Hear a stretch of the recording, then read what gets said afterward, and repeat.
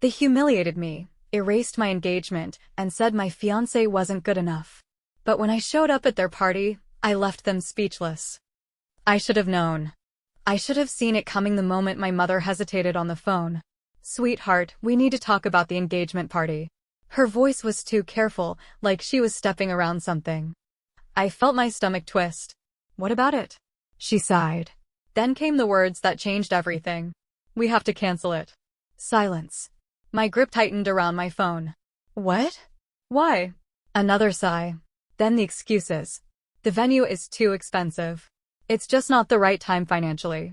We thought you'd understand." I sat there stunned. Everything had been planned for months. The deposits were paid. The invitations were sent. And now, just like that, they were shutting it down? Something felt off. But I didn't argue. I didn't fight. I just swallowed the disappointment and told myself it was fine. That was my first mistake. A week later, I found out the truth. I wasn't looking for it. I wasn't digging for answers. But then I opened social media. And there it was. A massive birthday party. For my sister. At the exact same venue where my engagement party was supposed to be. Same decorations. Same guest list. Same everything. Except now it was her night. Not mine. I stared at the photos, my heart pounding. They told me they couldn't afford it. They told me it wasn't the right time. They lied. I called my mother immediately. "What is this?" I asked, my voice shaking. She didn't sound surprised. She didn't even sound guilty. "Oh, sweetheart, don't be like that. It's different. Your sister's birthday is important too." I clenched my teeth. So my engagement wasn't? A pause. Then, finally, she sighed again. "Listen, we just don't think your fiancé is a good fit for this family." And there it was. The real reason. Not money. Not timing. Just pure judgment. I felt cold.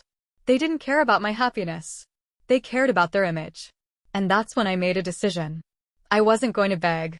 I wasn't going to argue. I was going to show them exactly how wrong they were. I don't remember hanging up the phone. I just remember sitting there, staring at the screen, my mother's words echoing in my head. "We just don't think your fiancé is a good fit for this family. Not we can't afford it. Not it's bad timing. Just pure rejection." I should have been angry. I should have yelled, demanded answers, told her how disgusted I was. But all I felt was numb. Because deep down, I think I already knew. I just never wanted to admit it. It all made sense now. The little comments. The disapproving looks. The forced smiles. Every time I talked about my fiancé, my parents would nod, say something polite, but never excited. Like they were waiting for me to change my mind. Like they assumed I'd come to my senses. And now, they weren't waiting anymore. They were making it clear. They didn't approve. They never did. And they never would. I scrolled through the party photos again. My sister was glowing, standing under the same chandeliers that were supposed to be in my engagement pictures. My parents were right beside her, beaming with pride. They chose her. They always did. She was the perfect one. The golden child. The one who deserved the big celebrations. And me? I was just the disappointment. The one who never quite fit into their world. The one who made choices they didn't understand. And now, they weren't even pretending anymore. I wasn't part of the family they wanted. And my fiancé? He was nothing to them. I don't cry. I don't get emotional. I just sit there, gripping my phone, feeling something shift inside me. Because I finally see it. This wasn't about my fiancé. This was about control. About making sure I stayed in my place. About making sure I knew I'd never be as important as my sister. But what they didn't realize. I wasn't going to fight for a place at their table. Because I was about to walk away from it forever. I didn't sleep that night. I lay awake, staring at the ceiling, replaying the conversation in my head. Your fiancé isn't good enough for this family. I should have expected it. I should have known the moment my parents canceled the engagement party that it wasn't about money. It was about them. Their standards. Their reputation. Their image. And in their eyes, I had made a mistake. A mistake they were trying to correct. By erasing my engagement. By making sure I knew exactly where I stood. Beneath them. Beneath my sister. Beneath the family name. But what they didn't know. I wasn't the same girl who used to seek their approval. I wasn't the same daughter who begged for scraps of their attention.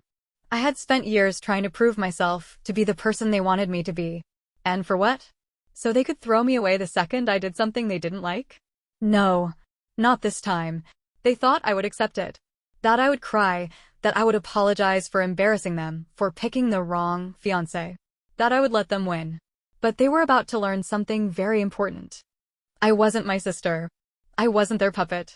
And I wasn't going to let them rewrite my life to fit their perfect little narrative. The next morning, I made a decision.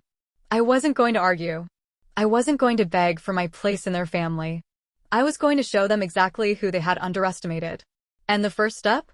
Showing up. At my sister's birthday party. The one they stole from me. The one they thought I'd be too ashamed to face. They thought they had buried me. But they forgot. I don't break that easily. I wasn't invited. Of course I wasn't. After everything, after canceling my engagement party and replacing it with my sister's celebration, they probably assumed I'd be too humiliated to show my face. That I'd stay quiet. That I'd accept my place. But they underestimated me. Because I wasn't coming to beg. I wasn't coming to make a scene. I was coming to show them exactly who they had turned their backs on. The venue was stunning. Even more extravagant than I expected. Crystal chandeliers. White silk tablecloths. A live band playing softly in the background. It was everything my engagement party was supposed to be. Everything my parents told me they couldn't afford. And there they were, laughing, drinking, celebrating. Like nothing had happened. Like I didn't exist. I walked through the doors, head held high. And that's when the music stopped. My mother saw me first. She froze, her glass of champagne halfway to her lips. Then my father turned, brows furrowing. My sister gasped, her perfect little world cracking at the edges. I could see it in their eyes. I wasn't supposed to be here. But I was. And I wasn't leaving quietly. I smiled, slow and deliberate. I could feel the tension in the air. Guests whispering. Eyes darting between me and my parents. And then, calmly, I reached for a champagne flute. Clink. The sound rang out across the room as I raised my glass. I'd like to make a toast. My father's jaw tightened. My mother gripped her napkin. And my sister? She went pale. Because she knew. They all knew. They weren't ready for what was coming next. A heavy silence fell over the room. Eyes locked on me. My sister's grip tightened around her wine glass. My mother shifted uncomfortably in her chair. My father's expression turned cold, calculating. They were waiting. Waiting for me to break. Waiting for me to make a fool of myself. But they didn't know I wasn't here to cry. I was here to make sure they never forgot who they had underestimated. I raised my glass higher, my voice smooth and steady. I just want to take a moment to acknowledge this beautiful celebration. A murmur ran through the crowd. My sister forced a tight smile, pretending she wasn't completely thrown off. I continued. It's incredible, really. The decorations, the venue, the effort put into making this night special. My parents really went all out, didn't they? My mother's lips parted, like she wanted to say something, but she stopped herself. I smiled. It's funny, though. My voice softened, teasing the moment. Because just a few weeks ago, they told me this venue was too expensive. That there wasn't enough money for a celebration like this. Gasps. My father stiffened. My mother's face drained of color. My sister's nails dug into the tablecloth. They all knew exactly where this was going. But I get it. I let the words settle in. This wasn't about money. It never was. This was about something else entirely. I turned my gaze directly to my mother. It was about control. She flinched. I took a slow sip of champagne, savoring the moment. You didn't cancel my engagement party because of money. You canceled it because you didn't approve. Because my fiancé wasn't up to your standards. Dead silence. Eyes darted between my parents and me, guests shifting uncomfortably in their seats. My father cleared his throat, his jaw tightening. But I wasn't finished. You didn't just cancel a party. My voice was sharper now. You made a statement. You told me, in the loudest way possible, that I wasn't welcome in this family anymore. My sister shot my mother a panicked glance, silently begging her to do something. But my mother? She just sat there. Frozen. Because she knew I was right. Because for the first time in my life, I wasn't afraid to say it. I exhaled, setting my glass down gently on the table. So let me make something clear in return. I let the words sink in. I'm done trying to prove myself to you. Gasps rippled through the guests. My sister's face turned white. I hope you enjoy your night. I stepped back, smiling. Because it's the last time you'll see me. And with that, I turned and walked straight out the door. I walked out of that party without looking back. No hesitation. No second guessing. And for the first time in my life, I felt free. No more fighting for approval. No more begging for a place in a family that had already chosen to erase me. I was done. But my parents? They weren't. Because the very next morning, they started calling. First, it was my mother. A hesitant voicemail. Sweetheart, we need to talk. Delete. Then my father. Colder. Sharper. That stunt you pulled last night was unnecessary. Delete. Then my sister. Angry. Desperate. Do you have any idea what you've done? Delete. They weren't sorry. They weren't reaching out because they regretted what they did. They were reaching out because I had made them look bad. Because for the first time, they weren't in control of the narrative. And that terrified them. I ignored the calls. The texts. The weak attempts to guilt me back into place. And for a while, I thought that was the end of it. But then, one day, an envelope showed up in my mailbox. No return address. Just my name, written in my mother's careful, elegant handwriting. I shouldn't have opened it. I should have thrown it away. But curiosity got the best of me. And the moment I unfolded the letter, my blood ran cold. Because in bold, black ink, my mother had written only 5 words. You'll regret walking away from us. And that's when I knew. This wasn't over. I stared at the letter, my mother's handwriting sharp and deliberate. You'll regret walking away from us. It wasn't a plea. It wasn't an apology. It was a warning. A reminder that in their eyes, I wasn't allowed to leave. They thought they could still control me. That even after everything, I'd come crawling back. But they didn't realize something. I wasn't scared of them anymore. I ripped the letter in half. Then into quarters. Then into pieces so small they were nothing but scraps. And just like that, their control over me was gone. I didn't call them. I didn't text. I moved forward. Because for the first time in my life, I was living for me. And I thought that was the end of it. But I was wrong. Because they were just getting started. A week later, the calls started again. Not just from my parents. From relatives, family, friends, people I hadn't spoken to in years. Each one had the same message. You should talk to your parents. Family is family. They're heartbroken. You're being selfish. At first, I ignored them. But then, the stories changed. Your mother isn't doing well. Your father is devastated. Your sister won't stop crying. It was all manipulation. A desperate attempt to reel me back in. And when guilt didn't work, they tried something else. Something worse. 2 weeks later, I got a notification. A social media post. From my mother. I shouldn't have clicked it. I should have ignored it. But I didn't. And when I saw what she had written, my blood turned to ice. After everything we've done for her, she abandoned us. We only ever wanted what was best. We just wanted her to marry someone worthy of this family. And now? She's gone. And it's killing us. Hundreds of comments. People comforting her. Supporting her. People calling me cruel. Selfish. Ungrateful. They weren't just trying to bring me back. They were trying to destroy me. And that's when I realized. This was war. The moment I saw the post, I knew what they were doing. This wasn't about family. This wasn't about love. This was punishment. They wanted me to suffer. They couldn't control me anymore, so they were doing the next best thing, turning everyone against me. And judging by the hundreds of comments, it was working. I can't believe she'd do this to her own family. After everything they did for her? Some people forget where they came from. People I hadn't spoken to in years, cousins, old family friends, even distant relatives, were piling on. All of them believing their version of the story. The one where my parents were victims. The one where I was the selfish, heartless daughter who had abandoned them. It didn't matter that they had erased my engagement. It didn't matter that they had humiliated me. Because they told the story first. And people believe the first story they hear. I could have fought back.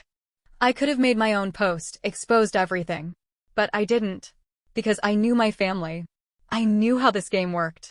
They wanted a reaction. They wanted me to break. So I did the one thing they never expected. I stayed silent. No response. No explanation. Just silence. And you know what happens when people don't get the reaction they want? They push harder. And my family? They were about to go too far. Silence wasn't enough for them. They expected me to fight back, to defend myself, to crawl back, begging for forgiveness. But when I didn't, they escalated. Because if they couldn't control me, they'd make sure I had nothing left. The first sign was small. An email from my job's HR department. There's been an anonymous complaint filed against you. I frowned, rereading the message. A complaint? About what? I had never had issues at work.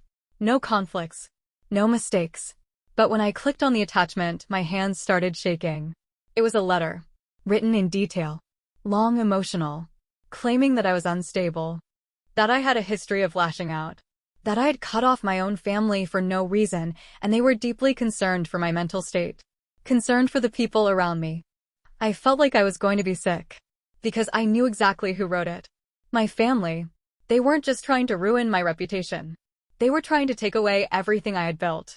I had always known what they were capable of. But this was worse than I ever imagined. Because now, it wasn't just about the engagement. It wasn't just about family. They wanted to make sure I had nowhere to go. That I had no career. No stability. That I'd be forced to come back to them. To need them. And in their minds? That would make them right. That would prove that I was nothing without them. That I had made a mistake by leaving. But what they didn't realize, they had just made the biggest mistake of their lives. Because I wasn't scared anymore. And now? I was done playing their game. They wanted to destroy me. To ruin my career. To isolate me. To make me regret ever walking away. But instead, they made me unstoppable. Because when you have nothing left to lose, you stop being afraid. And I was done being afraid of them. I took a deep breath, straightened my back, and did the one thing they never expected. I fought back. Not with anger. Not with revenge. But with the truth. The next morning, I walked into my boss's office. The anonymous complaint? Already on his desk. I didn't stutter. I didn't shake. I told him everything. How my family had cut me off. How they had publicly humiliated me. How they had started a smear campaign when I refused to crawl back. I showed him the proof. The messages. The social media posts. The years of manipulation. By the time I finished speaking, his expression had changed. "You don't have to worry about this," he said firmly. And just like that, they lost. Because they thought they could take everything from me. They thought they could scare me into submission. But all they did was prove that I never needed them in the first place. Weeks passed. The calls slowed down. The messages stopped. And then, one day, an email arrived. From my mother. Short. Simple. "We need to talk." I stared at the words, my heart steady. Because I knew what it meant. They had lost control. Their lies had backfired. And now? They were the ones begging for forgiveness. But I didn't reply. I just sat back, smiled, and did the one thing they never expected. I moved on. And for the first time in my life, I was finally free.